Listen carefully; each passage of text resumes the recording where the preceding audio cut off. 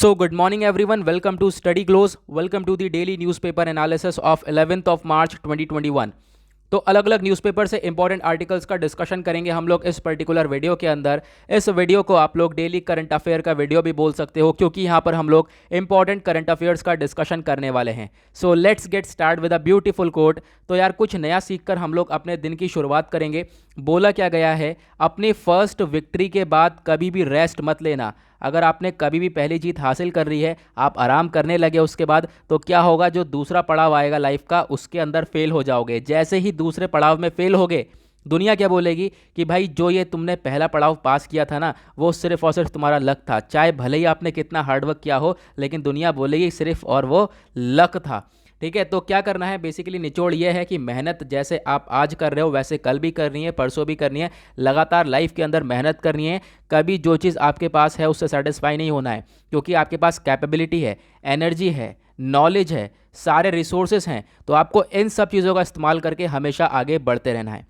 चलो आगे बढ़ते हैं, देखेंगे किन किन आर्टिकल्स का हमें डिस्कशन करना है। सबसे पहले यहाँ पे शॉर्ट आर्टिकल्स हैं। जैसा आप लोग को मालूम है, इस वीडियो के अंदर शॉर्ट आर्टिकल्स प्लस लेंदी आर्टिकल दोनों हम लोग डिस्कस करते हैं, यानी प्रीलिम्स प्लस मेंस दोनों को हिट करते हैं। तो शॉर्ट आर्टिकल्स के अंदर पहला आर्टिकल बात करता है हेल्पलाइन नंबर के बारे में। तो रेलवे एक हेल्पलाइन नंबर लेकर आया है 139 नाम कर, और ये 139 करके काफ़ी इंपॉर्टेंट होने वाला है ये आर्टिकल भी, प्लस आपके नॉलेज के लिए भी बहुत ज़्यादा इंपॉर्टेंट होने वाला है। नेक्स्ट आर्टिकल में बात करी जा रही है जो वेमेन एंड चाइल्ड डेवलपमेंट की ढेर सारी स्कीम्स हैं, उसमें से जो 3 बड़ी स्कीम्स हैं उनको अम्ब्रेला स्कीम बनाया जा रहा है, और बाकी सारी छोटी छोटी स्कीम्स को इनके अंडर डाल दिया जाएगा। तो इसके बारे में बात करेंगे, ये भी काफ़ी इंपॉर्टेंट है। और लास्ट वाला very very very important article है। क्यों? क्योंकि अभी यहाँ पर मैत्री सेतु ब्रिज का उद्घाटन किया है हमारे प्राइम मिनिस्टर नरेंद्र मोदी जी ने। तो इसको डिस्कस करेंगे किस कंट्री के साथ ये सब किया हुआ है। चलो आगे बढ़ेंगे, उसके बाद हम लोग कुछ डिटेल्स आर्टिकल की तरफ चलेंगे, जो कि ये काफ़ी डिटेल के अंदर चर्चा करूंगा मैं। पहला काफ़ी इंपॉर्टेंट आर्टिकल है, बात करी गई है कि हमने अभी बोला है कि जो हमारा चाबहार पोर्ट है ईरान के अंदर, उस चाबहार पोर्ट को INSTC कॉरिडोर के अंदर ले आया जाए। ऐसा हम लोगों ने, इंडिया ने अपनी तरफ से ये स्टेटमेंट दिया है कि चाबहार पोर्ट को इंक्लूड करा जाए INSTC के अंदर। और ये क्या है, international north south transport corridor. तो डिस्कस करेंगे INSTC क्या है, चाबहार पोर्ट क्या है, कहाँ पर ये पोर्ट है, सारी चीज़ें मैप्स के थ्रू क्लियर करेंगे। इसको पोर्ट को INSTC के अंदर आने से हमें क्या फ़ायदा होगा, हमें भारत को क्या फ़ायदा होगा, किस किस से कनेक्टिविटी बढ़ेगी, बहुत कुछ है इस आर्टिकल के अंदर। सेकेंड आर्टिकल बात करता है MT स्वर्ण कृष्णा को लेकर। इंटरनेशनल विमेंस डे अभी 8 मार्च को सेलिब्रेट किया गया है, तो उसके बेसिस पे यहाँ पर बात करी गई है। MT स्वर्ण कृष्णा एक वेसल है, बेसिकली एक शिप है जो कि सेल करा गया है, जल यात्रा पर निकला है, और जो है उस शिप पर सिर्फ और सिर्फ विमेंस हैं। तो डिस्कस करेंगे, ये भी काफ़ी इंपॉर्टेंट आपके लिए बन जाता है। चलो आगे बढ़ते हैं, और आगे बढ़ने से पहले हमेशा की तरह हम लोग एक क्वेश्चन को पूछेंगे, और इसका उत्तर सभी लोगों को नीचे कमेंट सेक्शन में देना है, सभी लोगों को ट्राई करना है। हालांकि ये जो आर्टिकल है, ये आर्टिकल मैं आगे वीडियो के अंदर डिस्कस करने वाला हूँ, आप लोगों को इसका उत्तर मिल ही जाएगा इस वीडियो में, लेकिन फिर भी यहाँ पे अभी आप लोग कोशिश करो। क्या बोला गया है, जो प्राइम मिनिस्टर हैं हमारे नरेंद्र मोदी जी, ये उद्घाटन करने वाले हैं। बेसिकली यहाँ पे विल मत लगाओ, ये उद्घाटन कर चुके हैं एक फ्रेंडशिप ब्रिज का, यानी कि मैत्री सेतु ब्रिज, जो कि आज हम डिस्कशन करेंगे इस वीडियो के अंदर। यही जो मैत्री सेतु ब्रिज है, ये हमने उद्घाटन कर दिया है। अब ये ब्रिज जो है किन 2 कंट्रीज़ को कनेक्ट कर रहा है, या फिर किन 2 कंट्रीज़ के बीच में यहाँ पर ये उद्घाटन किया गया है। तो आपको करेक्ट आंसर देना है, इंडिया नेपाल है, India Bangladesh, India Bhutan, India Pakistan. तो आपको करेक्ट आंसर देना है। देखो आगे बढ़ने से पहले अगर आप लोग यहीं पर ये करेक्ट आंसर दे सकते हो तो वीडियो को पॉज करो और नीचे करेक्ट आंसर लिखो, ठीक है। अदरवाइज मैं आप पर इस वीडियो के अंदर बताने वाला हूँ। आगे बढ़ते हैं, और यार आगे बढ़ने से पहले अभी आपने चैनल को सब्सक्राइब नहीं किया है तो रेड कलर का बटन आ रहा होगा नीचे, सब्सक्राइब कर लो, बेल आइकन भी प्रेस कर लेना, ताकि नोटिफिकेशन आप लोग मिस ना कर पाओ। चलो आगे बढ़ते हैं, पहला आर्टिकल बात करते हैं, आर्टिकल इन शॉर्ट की बात करी गई है हेल्पलाइन 139। तो जो रेलवे है, इंडियन रेलवे ने अनाउंस कर दिया है एक इंटीग्रेटेड रेल मदद हेल्पलाइन नंबर आ चुका है, और वो नंबर है 139। यानी कि पहले ढेर सारे अलग अलग नंबर्स हुआ करते थे, मतलब कि कोई अगर आपको कोई और परेशानी है, अलग अलग तरीके की परेशानियां होती हैं रेलवेज़ में, अगर आप ट्रैवल कर रहे हो तो आपके पास अलग अलग नंबर हुआ करते थे। लेकिन अब यहाँ पर उस सबको इंटीग्रेट करके एक ही नंबर दिया है 139। आपको सिर्फ और सिर्फ इस नंबर पे कॉल लगानी है और आपकी प्रॉब्लम सॉल्व हो जाएगी। चाहे आपको कोई भी कंप्लेंट हो, कोई भी परेशानियां हो, या फिर आपको असिस्टेंस चाहिए इस पूरे के ट्रैवलिंग के अंदर, आपको कोई सपोर्ट चाहिए, कोई मदद चाहिए, तो आप इजीली इस नंबर पर कॉल करके जो है अपनी मदद मांग सकते हो। ओके, तो यहाँ पर इंडियन रेलवे जो है काफ़ी अच्छा स्टेप उठा रहा है। आप देख पाओगे ये वाला आर्टिकल पीआईबी से लिया है, और पीआईबी वेबसाइट बहुत ज़्यादा इंपॉर्टेंट होती है किसी भी कॉम्पिटिटिव एग्जाम्स के लिए। क्यों? क्योंकि डायरेक्टली गवर्नमेंट की वेबसाइट है और सरकार इस पे सारी चीज़ें पोस्ट करती है। तो आप लोग देख पाओगे इंडियन रेलवे ने अनाउंस किया है ये नंबर। ओके, अब आगे बढ़ते हैं, इसके बारे में थोड़ा सा देखेंगे डिटेल में। अब देखो यार क्या है, to overcome the inconvenience. Inconvenience क्या है? अगर आप लोगों को कोई भी परेशानियां हो रही है तो उससे बाहर निकालने के लिए एक नया नंबर लेकर आ चुके हैं, और ये मल्टीपल हेल्पलाइन नंबर है। यानी कि सारी जितने भी आपको जितनी भी प्रॉब्लम्स हो, कोई भी प्रॉब्लम्स हो, किसी भी तरह की प्रॉब्लम हो, तो आप इस नंबर पे कॉल कर सकते हो। भाई घर बैठे बैठे ऐसी कॉल नहीं करना है। इंडियन रेलवे, जब आप रेलवे के अंदर ट्रैवल कर रहे हो, तब आपको परेशानी हो तब कॉल करना है, ठीक है। अब यहाँ पे बात करते हैं, ये सिंगल नंबर आप देख पाओगे 139 है। इससे आपकी जो है परेशानियाँ वगैरह दूर हो जाएंगी। और जो ये 139 नंबर ये है, आप कह सकते हो ये बहुत इजी भी है, आप लोग इजीली जो है इसको याद रख सकते हो, ज़्यादा इसमें झमेला भी नहीं है। और एक अच्छी बात ये भी है कि जो ये 139 हेल्पलाइन नंबर है, ये 12 भाषाओं के अंदर अवेलेबल रहेगा, 12 लैंग्वेजेस में अवेलेबल रहने वाला है। उसके बाद यहाँ पे देख पाओगे कि जो ये नंबर है, इसको मिलाने के लिए ऐसा नहीं है कि आपके पास स्मार्टफोन हो, बड़ा सा फ़ोन हो, कोई सा भी फ़ोन हो, आप इजीली जो है इस नंबर से कांटेक्ट कर सकते हो। और एक लास्ट ये भी चीज़ है, सोशल मीडिया पे हम लोग ये ट्रेंड कर रहे हैं, वन रेल वन हेल्पलाइन 139। ये ट्रेंड क्यों कर रहे हैं?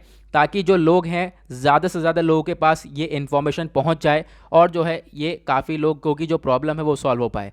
ओके, आते हैं नेक्स्ट आर्टिकल की तरफ। जो सेकंड आर्टिकल है यहाँ पे बात करता है स्कीम्स ऑफ WCS मिनिस्ट्री। अब यहाँ पर ये CD होना चाहिए था, सॉरी। तो ये बोला गया है यहाँ पर क्या, देखो जो ढेर सारी हमारी अलग अलग वेरियस स्कीम्स हैं, किस चीज़ को लेकर? वेमेन एंड चाइल्ड डेवलपमेंट को लेकर, जो कि वेमेन के ऊपर और बच्चों के ऊपर फोकस करती हैं, मदद करती हैं इनकी। इस टाइप की हमारे पास स्कीम है। बेसिकली 3 बहुत बड़ी बड़ी स्कीम्स हैं, उन तीनों का नाम यहाँ पे हम लोग देखेंगे।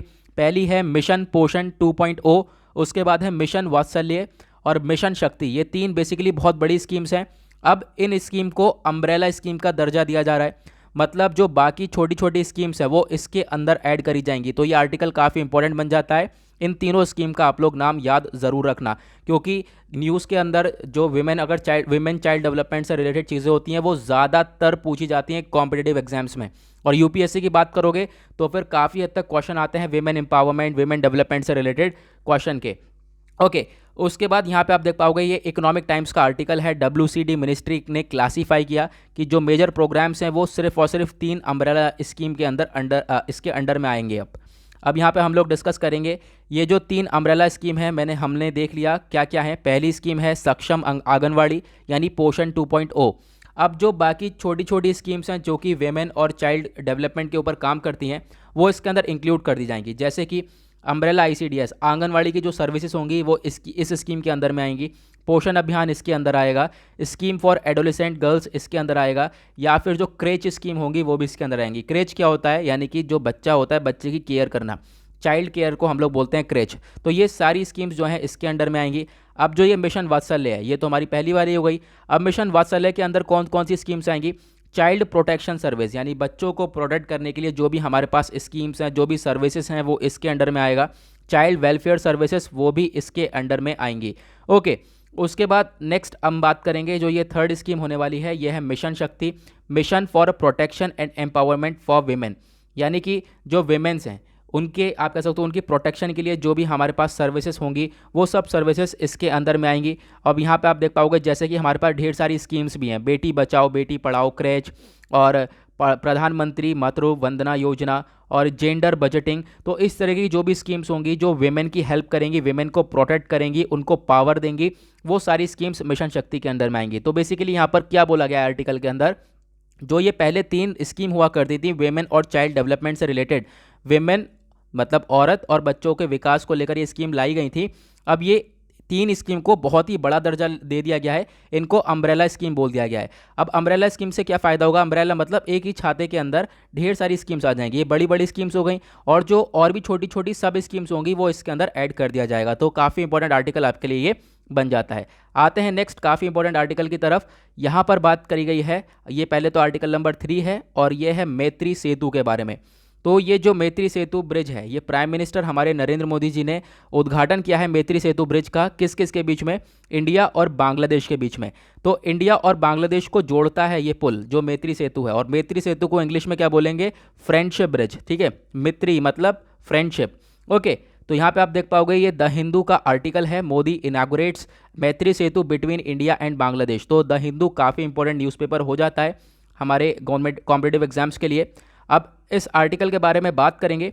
जो ये ब्रिज है मैत्री सेतु, इसको बनाया गया है फेनी रिवर के ऊपर। जो फेनी नदी है उसके ऊपर बनाया गया है। यहाँ पे आप देख पाओगे ये है फेनी रिवर। मैं आपको एक बार और थोड़ा सा यहाँ पे क्लियर करके दिखा देता हूँ। हाँ सॉरी, ये इसी के अंदर देखते हैं। जो फेनी रिवर है उसके ऊपर बनाया गया है, आपको ये याद रखना है। ठीक है, फिर से मैं बोल रहा हूँ, जो फेनी रिवर है उसके ऊपर यह ब्रिज बनाया गया है। अब जो फेनी रिवर है कहाँ से कहाँ तक जाती है? इंडिया के अंदर त्रिपुरा और बांग्लादेश को जोड़ती है। इंडिया के अंदर क्या है? त्रिपुरा।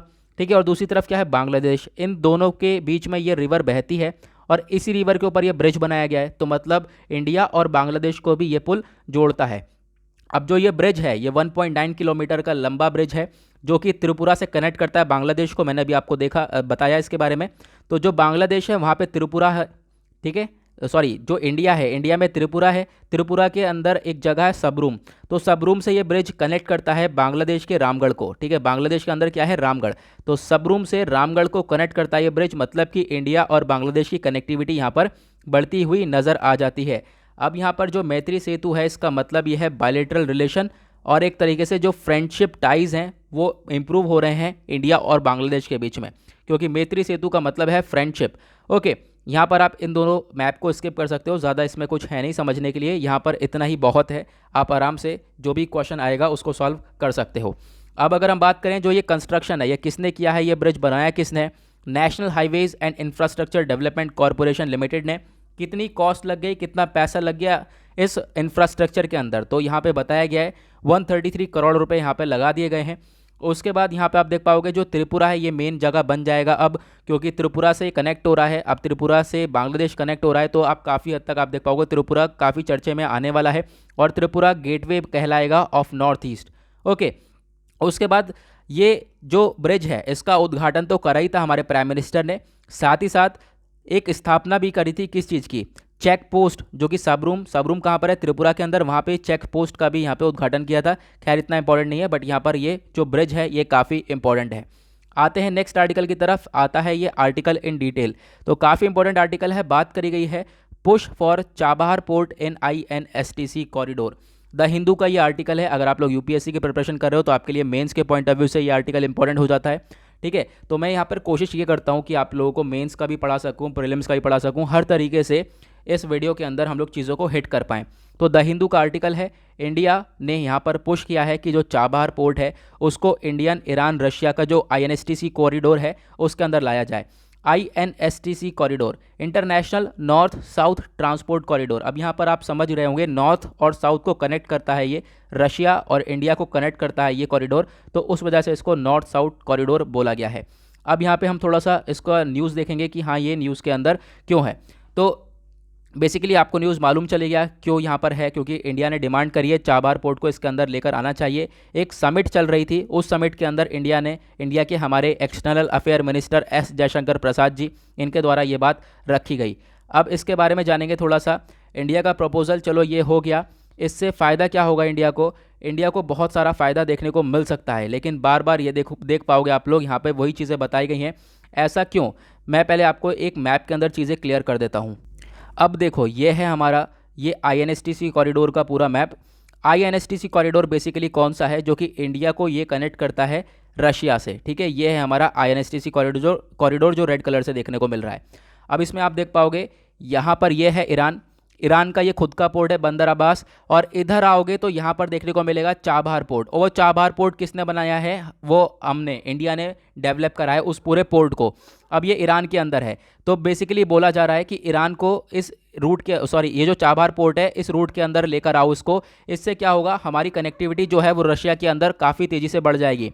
अभी हम लोग को कैसे जाना पड़ता है, अभी हम लोग को इस वाले रूट से जाना पड़ता है। अगर हमारे पास ये रास्ता खुल जाएगा, हमारा चाबहार पोर्ट, ये यहाँ से ये चीज़ें, ये वाला रूट इस्तेमाल करेंगे तो काफ़ी जल्दी हम लोग रशिया के पास पहुँच जाएंगे। रशिया से हमारा ट्रेड भी बढ़ पाएगा। अभी तक हम लोग अपना जो व्यापार है रशिया से नहीं बढ़ा पाएँ। क्यों, उसके पीछे का एक रीज़न, ये भी बहुत बड़ा रीज़न है कि हम लोग देख पाओगे कितना लंबा रास्ता जाना पड़ता है हम लोगों को, और यहाँ पर आप बहुत कम टाइम हो जाएगा। प्लस आप लंबा रास्ता जा रहे हो तो आपको कॉस्ट भी ज़्यादा लगेगी, ठीक है, और ऊपर से खतरा भी ज़्यादा रहेगा। तो जितना शॉर्ट रहेगा आपके पास, कॉस्ट भी कम लगेगा, टाइम भी कम लगेगा, तो ये ज़्यादा बेनिफिट होने वाला है। प्लस यहाँ पे इंडिया के द्वारा एक और डिमांड करी गई है, एक और रूट बनाने की। ईरान से यहाँ पे एक और रूट बनाया जाएगा, इधर से ही चाबहार से कनेक्ट करा जाएगा अफगानिस्तान को, फिर अफगानिस्तान से इधर की साइड तुर्कमेनिस्तान। इस तरीके से जो है कनेक्ट करने की बात करी गई है। इसको बोला गया ईस्टर्न कॉरिडोर, ठीक है, कि इंडिया बोल रहा है कि इस तरीके से हमें कनेक्टिविटी दे दो और इस तरीके से कनेक्टिविटी दे दो, जिससे कि हम लोग चारों तरफ से कनेक्ट हो जाएं, सभी तरफ से, और जो है इस वजह से इंडिया को काफ़ी हद तक फ़ायदा देखने को मिल जाएगा। चलो अब हम लोग इसके बारे में बात करेंगे। तो INSTC कॉरिडोर के बारे में मैंने आपको बता दिया क्या क्या है, बेसिकली क्या क्या न्यूज़ के अंदर है। अब यहाँ पर देखो चाबहार पोर्ट के बारे में बात करते हैं। बेसिकली क्या बोला जा रहा है, जो चाबहार पोर्ट है इसको INSTC के अंडर लाया जा रहा है। सबसे पहले हम बात करेंगे लोकेशन क्या है चाबहार पोर्ट की। तो जो लोकेशन है इसकी वो आप देख पाओगे, एक ग्वादर पोर्ट पड़ता है। ग्वादर पोर्ट जो है ये पाकिस्तान के अंदर है, जो कि चाइना ने बनाया है, चाइना ने डेवलप करा है। अब ये पोर्ट से 72 किलोमीटर्स दूर है चाबहार पोर्ट। मैप के अंदर आप लोग यहाँ पर आप देख पाओगे, ये है इंडिया का मैप, ठीक है, इधर साइड से आप लोग क्लियर कर पाओगे। ये है मुंबई वाला एरिया, ठीक है, मुंबई से कनेक्ट करते हैं हम लोग। सॉरी, मुंबई वाला एरिया नहीं है यहाँ पर, ये नीचे से, मैं यहाँ पर सॉरी मैं ग्वादर दिखाने वाला था आप लोगों को, मैंने मुंबई वाला एरिया दिखा दिया, ठीक है। यहाँ पे देखो आप लोग, ये है ग्वादर पोर्ट, ये पाकिस्तान का मैप है। पाकिस्तान में आप लोग देख पाओगे जो ये ग्वादर है ये बंदरगाह है। ये जो बंदरगाह है, ये जो पोर्ट है, ये चाइना ने डेवलप कर रखा है। और जो हमने डेवलप किया है चाबहार पोर्ट, वो कहाँ पर है, वो ये रेड वाला डॉट है, ये वाला जो पोर्ट है ये है चाबहार पोर्ट। अब इस पोर्ट के आपस में आप देख पाओगे 72 किलोमीटर्स के डिस्टेंस का गैप है इन दोनों के पोर्ट्स के बीच में, तो वो यहाँ पर बताया गया। उसके बाद आप लोग देख पाओगे जो ये चाबहार पोर्ट है, बेसिकली इसके अंदर दो सेपरेट पोर्ट्स हैं। कौन कौन से, एक है शहीद बेहिश्ती पोर्ट और दूसरा है शाहिद कलंतरी पोर्ट। तो आपको ये चीज़ें ध्यान में रखनी है। अब यहाँ पे थोड़ा सा और क्लियर करेंगे एक और मैप के थ्रू। ये देख पाओगे हमारे ग्रेट इंडिया का मैप है, ये है बेसिकली मुंबई, मैंने यहाँ से कनेक्ट कर दिया गुजरात से, है ना। तो यहाँ पे आप देख पाओगे जो ये मुंबई है, ये हम लोग कनेक्ट करते हैं मुंबई से चाबहार तक। और ये चाबहार पोर्ट मैं फिर से बोल रहा हूँ, ये इंडिया ने डेवलप किया है। और ये जो ग्वादर पोर्ट है पाकिस्तान के अंदर, ये चाइना ने डेवलप किया है। हमारी बात ये चल रही है कि ये जो पोर्ट है इसको इस INSTC के रूट के अंदर लेकर आया जाए, और INSTC रूट यहाँ से आगे जाता है, ठीक है, रशिया को कनेक्ट करता है। अब यहाँ पे हमें काफ़ी हेल्पफुल मिलेगा। कैसे हेल्पफुल रहेगा हमें, मैंने आप लोगों को आगे बता दिया है, क्योंकि अभी हम लोग काफ़ी लंबा रास्ता अपनाते हैं। अब इसका कुछ सिग्निफिकेंस देखेंगे इंडिया के लिए क्या है। इंडिया के लिए यहाँ पर बोला जा रहा है एक कनेक्टिविटी काफ़ी बढ़ जाएगी। अगर हम बात करें अफगानिस्तान से कनेक्ट हो जाएंगे हम लोग, सेंट्रल एशियन स्टेट से भी कनेक्ट हो जाएंगे, तो काफ़ी हेल्पफुल रहने वाला है। हमारी कनेक्टिविटी बढ़ जाएगी अगर हम लोग वो एरिया अपनाएंगे तो, ठीक है। उसके बाद ये भी बोला जा रहा है एक दूसरी तरफ फ़ायदा ये होगा, जो चाइना और पाकिस्तान है उसको हम लोग ईजिली टैकल कर पाएंगे, ठीक है। एक जो ग्वादर पोर्ट आप देख पाओगे वहाँ पर है, तो इन लोगों की जो परेशानियाँ हैं वो आप कह सकते हो, ये इन लोगों से जो हम परेशान रहते हैं वो परेशानियां ख़त्म हो जाएंगी। आराम से जो है हम लोग अपना पोर्ट का इस्तेमाल करेंगे। जब चाबहार पोर्ट होगा तो अपनी कनेक्टिविटी को लेकर वो रशिया से कनेक्ट होगा, अपना ट्रेड आराम से चलेगा। तो ये जो इनका बीच का इन्वॉल्वमेंट होता है वो ख़त्म हो जाएगा और यहाँ पर काफ़ी हद तक आराम मिल जाएगा। उसके बाद आगे हम बात करें अफगानिस्तान के लिए, तो अफगानिस्तान के लिए भी काफ़ी फ़ायदा है। मैंने जैसा आप लोगों को बताया, एक बार फिर से मैप में दिखा देता हूँ। अब ये जो INSTC वाली लाइन है, इससे क्या हुआ है, यहाँ से बोला गया है कि अफगानिस्तान को भी कनेक्ट करा जाएगा, ठीक है, अफगानिस्तान को भी कनेक्ट करा जाएगा। एक बार मैं दूसरे मैप में दिखा देता हूँ। हाँ, यहाँ पर एक तो अपना पोर्ट यहाँ से निकल जाएगा, अब चाबहार पोर्ट से इस तरीके से अफगानिस्तान को कनेक्ट करेंगे हम लोग। अफगानिस्तान में जब कनेक्टिविटी हमारी बढ़ जाएगी तो वहाँ पर हम लोग काफ़ी प्रोजेक्ट्स लगा सकते हैं, जैसे कि इंफ्रास्ट्रक्चर वहाँ का अच्छा कर सकते हैं, एजुकेशन प्रोजेक्ट्स लगा सकते हैं। तो अफगानिस्तान को भी बेनिफिट मिलेगा, हमें भी बेनिफिट मिलेगा। जब हम इंफ्रास्ट्रक्चर लगाएंगे वहाँ पे, एजुकेशन प्रोजेक्ट्स लगाएंगे वहाँ पर, तो हमारी कंपनीज आएंगी, प्राइवेट कंपनीज वहाँ पे कंस्ट्रक्शन करेगी, तो हमें भी फ़ायदा होगा, अफगानिस्तान को भी फ़ायदा होगा। उस तरीके से आप देख पाओगे सेंट्रल एशियन कंट्रीज़ जो हैं, उज़्बेकिस्तान, कज़ाकिस्तान, इन सभी के बीच में हमारी कनेक्टिविटी बढ़ जाएगी। हम सभी लोगों से कनेक्ट हो पाएंगे अच्छी तरीके से, अगर हम यहाँ पर INSTC कोड के अंदर अपना चाबहार पोर्ट को इंक्लूड करवा लेते हैं तो। अब ये जो INSTC कॉरिडोर है ये एक मल्टी मॉडल ट्रांसपोर्ट है, ये एक आप कह सकते हो सोने पे सुहागा। मल्टी मॉडल ट्रांसपोर्टेशन मतलब यहाँ पर आप ट्रेन के थ्रू, वाटरवे के थ्रू, सी के थ्रू, आप किसी भी चीज़ के थ्रू मतलब रेल के थ्रू और ट्रेन के थ्रू या फिर आप रोड के थ्रू या फिर एयर के थ्रू अपना जो कार्गो है उसको ट्रांसपोर्ट कर सकते हो। उसके बाद ये चीज़ याद रखना, ये जो INSTC कॉरिडोर है ये कोई नया खेल नहीं है, ये बहुत पुराना खेल चल रहा है। इसको एस्टेब्लिश करा गया था 12 सितंबर 2000 में, आज से 20 साल पहले इसको एस्टेब्लिश करा गया था सेंट पीटर्सबर्ग में। ठीक है, ये और किसने एस्टेब्लिश किया था, इसके फाउंडर कौन कौन है, ईरान, रशिया और इंडिया इसके फाउंडर हैं। और उसके बाद जो ये INSTC है, पहले तो इसके 3 फाउंडर हुआ करते थे, बेसिकली ये 3 के द्वारा ये बनाया गया था, लेकिन धीरे धीरे बाकी कंट्रीज़ भी इसके अंदर आ गई। और कौन कौन सी कंट्रीज़ आ गई, अज़रबैजान, आर्मेनिया, कज़ाकिस्तान, किर्गिस्तान और तजिकिस्तान, टर्की, ये सभी लोग वापस में बाद में ऐड हो गए। आप लोग देख पाओगे पहले कौन कौन हुआ करता था, इंडिया, ईरान और यहाँ पे आप देख पाओगे रशिया, सिर्फ ये 3 हुआ करते थे। लेकिन फिर धीरे धीरे हमने इस कॉरिडोर को और इंक्रीज़ कर दिया। ये मुंबई से अब कनेक्ट होता है डायरेक्टली रशिया तक। आप देख पाओगे क्या है कि यहाँ पे आप देख पाओगे अब अज़रबैजान को कनेक्ट करेगा, अस्त्रखान को कनेक्ट करेगा, मॉस्को को कनेक्ट करेगा और सेंट पीटर्सबर्ग तक जाएगा। ओके, अब यहाँ पे और लोगों से हमारी कनेक्टिविटी बढ़ जाएगी। चलो अब यार यहाँ पे देखते हैं हम लोग INSTC के कौन कौन मेंबर हैं आज के टाइम पर। तो इसके फाउंडर कौन कौन है, इंडिया, ईरान और रशिया फाउंडर हैं, बहुत इंपॉर्टेंट चीज़ है। और कोई अदर मेंबर्स कौन कौन से हैं, Azerbaijan, Armenia, Kazakhstan, Kyrgyzstan, Tajikistan, Turkey और यूक्रेन, बेलारूस, ओमान, सीरिया और बुल्गारिया जो है ऑब्जर्वर स्टेट है, ये आपको ध्यान रखना है। ठीक है, तो यहाँ पर मेंबर्स मैंने आप लोगों को बता दिया कौन कौन मेंबर्स हैं। तो PDF आप लोग डाउनलोड कर लेना, नीचे डिस्क्रिप्शन बॉक्स में टेलीग्राम लिंक है स्टडी ग्लोस का, वहाँ से आप लोग क्लियर कर पाओगे। ओके, थोड़ा सा जो पिक्चर था वो धुंधला था मुझे पता है, लेकिन वहाँ पे मैंने उसके पीछे वाली स्लाइड में जो है सभी लोगों के नाम लिखे हुए हैं। ठीक है, अब यार यहाँ पर देखोगे तो मैंने अभी आप लोगों को बताया ये एक मल्टी मॉडल ट्रांसपोर्टेशन है, यानी कि आप जहाज़ के थ्रू, रेल के थ्रू, रोड के थ्रू प्लस एयर के थ्रू सभी जगह से अपने कार्गो को भेज सकते हो। अब ये जो कार्गो भेज सकते हो, अब इससे क्या होगा, मैंने अभी आप लोगों को फिर से एक बार मैं क्लियर कर देता हूँ। क्या देखा, अभी हम लोग ये रास्ता अपनाएंगे तो ज़्यादा बेनिफिट रहेगा। अभी हम इधर से जाते हैं तो लंबा पड़ता है, कॉस्ट भी ज़्यादा लगती है, टाइम भी ज़्यादा लगता है। तो अभी ये जो अगर हम चाबहार पोर्ट को इसके अंदर इंक्लूड कर देंगे, जो हमारा पोर्ट है, बंदरगाह है ईरान के अंदर, यहाँ पर अगर हम इस रूट के अंदर ले आएंगे तो हमारी कनेक्टिविटी यहाँ से यहाँ जाएंगे और फटाक से जो है यहाँ से रशिया पहुँच जाएंगे। अभी जो है हम लोग को पूरा ये घूम के जाना पड़ता है ना। तो इससे क्या होगा, 30% जो कॉस्ट है आप देख पाओगे, 30% कॉस्ट हमें कम होगी और आप कह सकते हो कॉस्ट पैसा बचेगा हमारे पास और प्लस टाइम भी बचेगा हमारे पास। तो वो यहाँ पर चीज़ें बताई गई हैं। और जो ये कॉरिडोर है ये कनेक्ट करता है किस किस को, Indian ocean, Persian gulf of, ये सारी चीज़ें हम लोगों ने ऑलरेडी देख ली हैं। ठीक है, तो वापस से ये सारी चीज़ें रिपीटेड हैं, तो मैंने आप लोगों को अच्छे से यहाँ पर समझा दिया है। आई होप आप लोगों के पास ये क्लियर हो गया होगा। नेक्स्ट जो आर्टिकल है मतलब यहाँ पर बात करी जा रही है, कुछ इंपॉर्टेंट पॉइंट्स के बारे में बताऊँगा। इंटरनेशनल वीमेंस डे अभी 8 मार्च को बनाया गया है, उसके बेसिस पे MT स्वर्ण कृष्णा को यहाँ पर आप कह सकते हो ये जो जहाज़ है ये जल यात्रा पे निकला है। ये द हिंदू का आर्टिकल है और यहाँ पे आप देख पाओगे क्या है, ऐसा पहली बार इतिहास के अंदर हुआ है। क्या हुआ है मैं भी आप लोगों को बताऊंगा। ये आप लोग देख पाओगे, ये स्वर्ण कृष्णा ये जहाज़ है। ठीक है, ये जल यात्रा पे निकल गया है, लेकिन इसमें इस जहाज़ में कोई भी आदमी नहीं है। सारी की सारी मेल जो है इस जहाज़ को चलाकर लेकर गई हैं, जल यात्रा पर लेकर गए हैं। तो उसी की वजह से यहाँ पे बताया गया है, वो एक तरफ से इंडिकेट करता है हमारे इंटरनेशनल वीमेंस डे को। तो यहाँ पे देख पाओगे जो यूनियन मिनिस्टर ऑफ पोर्ट्स हैं, शिपिंग एंड वाटरवेज, इन्होंने जो है ये जहाज़ को रवाना कर दिया है। और ये आप कह सकते हो चीज़ें मेंटेन कौन कर रहा है, ये चीज़ मेंटेन करी गई हैं शिपिंग कॉरपोरेशन ऑफ इंडिया के द्वारा। और इसी का वेसल था ये MT स्वर्ण कृष्णा जो जहाज़ ये लोग लेकर गए हैं। और ये पहली चीज़, ऐसा पहली बार हुआ है हमारे इतिहास के अंदर, तो आपको ये ध्यान रखना है। अब इसके बारे में 2 पॉइंट और पढ़ लेते हैं। शिपिंग कॉरपोरेशन ऑफ इंडिया, इसको एस्टेब्लिश जो शिपिंग वाला है, शिपिंग वाला एरिया है उसको पूरी तरह देखता है शिपिंग कॉरपोरेशन ऑफ इंडिया। इसको एस्टेब्लिश करा गया था 2 अक्टूबर 1961 में।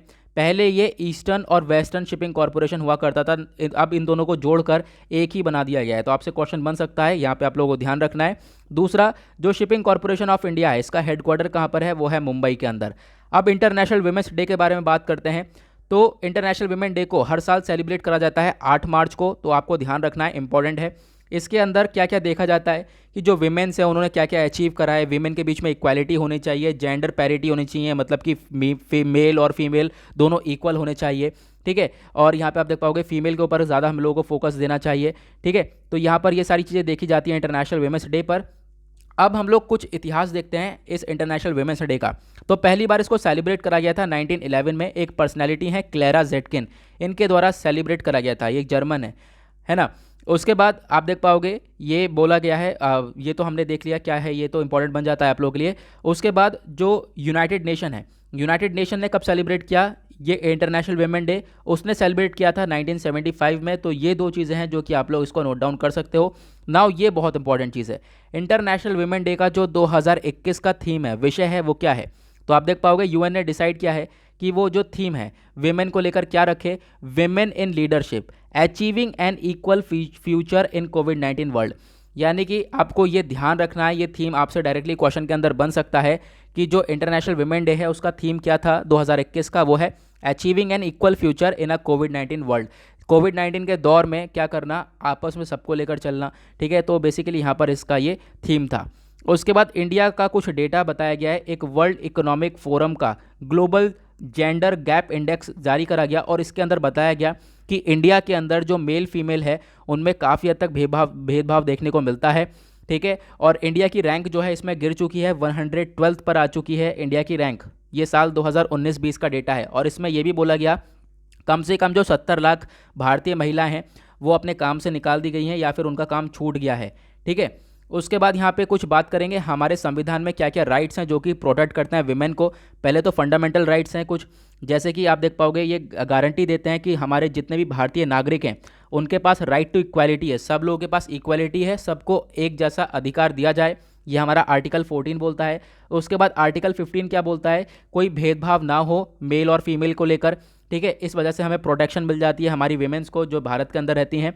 उसके बाद यहाँ पे नेक्स्ट आप देख पाओगे आर्टिकल 15 सब क्लॉज 3 क्या बोलता है, जो स्पेशल प्रोविजन देता है राज्यों को कि वो लोग जो वीमेन हैं उनके ऊपर खासकर अच्छी तरीके से ध्यान रखते हैं, ठीक है। तो ये चीज़ें हैं, 3 चीज़ें हैं जो कि प्रोटेक्ट करती हैं हमारे वीमेंस को। उसके बाद फंडामेंटल ड्यूटीज़ भी हैं कुछ, जो हमारा संविधान है वो क्या देता है, फंडामेंटल ड्यूटी देता है हर सिटीज़न को, जितने भी नागरिक हैं सबको जो है फंडामेंटल ड्यूटी दी जाती है और खासकर विमेन के ऊपर काफ़ी अच्छी तरीके से फोकस करा जाता है। उसके बाद कुछ लेजिस्लेटिव फ्रेमवर्क है, कुछ लॉज बनाए गए हैं, कुछ कड़क लॉज बनाए गए हैं कि अगर विमेन के लिए कोई, यहाँ पे आप कह सकते हो विमेन के अगेंस्ट में कोई अपराध होता है तो उसके खिलाफ हम लोग स्टेप उठा सकते हैं इन लॉज का इस्तेमाल करके। सबसे पहला है protection of women from domestic violence, यानी कि आप देख पाओगे जैसे कोविड-19 के दौर में देखने को मिला, साल 2020-21 के दौर में देखने को मिला क्या कि जो डोमेस्टिक वायलेंस है वो काफ़ी बड़ा है, काफ़ी मतलब कि बड़ा है। लोग जो विमेन है वो घर में हैं लेकिन घर में रहने के बाद भी वो सुरक्षित नहीं थी, ठीक है। तो अगर कोई घर में रहते हुए डोमेस्टिक वायलेंस देखने को मिलता है विमेन के प्रति, तो हम लोग ये एक्ट इस्तेमाल करके जो भी ये वायलेंस क्रिएट करता है, जो भी हिंसा करता है, उसके खिलाफ हम लोग यहाँ पर कार्रवाई कर सकते हैं।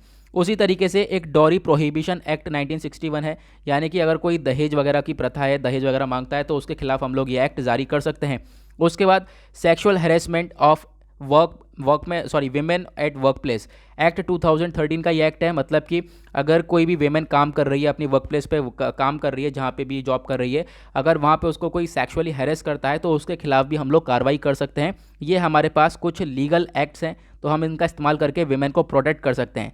एट द लास्ट यहाँ पे ये बोला गया यूनाइटेड नेशन डेवलपमेंट प्रोग्राम के द्वारा, यूएनडीपी के द्वारा बोला गया वेमेन को क्या करना चाहिए, हमें टेम्पररी बेसिक इनकम प्रोवाइड करवानी चाहिए। खासकर कोरोना वायरस पेंडेमिक के टाइम पर ये इनकम प्रोवाइड करवानी चाहिए थी, लेकिन अभी भी जो अफेक्टेड एरियाज़ हैं वहाँ पर ये प्रोवाइड करवानी चाहिए ताकि जो वेमेन है वो लड़ सके और अपने आप को एक इंडिपेंडेंट बन सके, क्योंकि यहाँ पर वेमेन काफ़ी हद तक दब जाती है। अगर हम बात करें कंट्री के अंदर तो ये है वेमेन को लेकर बात बोली गई है इस पूरे आर्टिकल के अंदर। आई होप आप लोग को ये भी क्लियर हो गया होगा। नाउ आपके मेंस के पॉइंट ऑफ व्यू से आज के लिए 2 क्वेश्चन भी तैयार हो गए हैं, प्लस हमने प्रीलिम्स को भी हिट कर लिया, मेंस को भी हिट कर लिया। अब जो है कुछ आर्टिकल्स जैसे जैसे आते रहेंगे हम लोग डेली बेसिस पे अपना ये डेली करंट अफेयर का आप कह सकते हो वीडियो जारी करते रहेंगे और यहाँ पे आप लोग आराम से देखो और सारे करंट अफेयर में धीरे धीरे यहाँ पे कवर करता रहूँगा। तो आई होप आप लोगों को सारी चीज़ें क्लियर हो गई होंगी। नाउ मिलेंगे आप लोगों से नेक्स्ट वीडियो में। आज के लिए bye bye, have a nice day.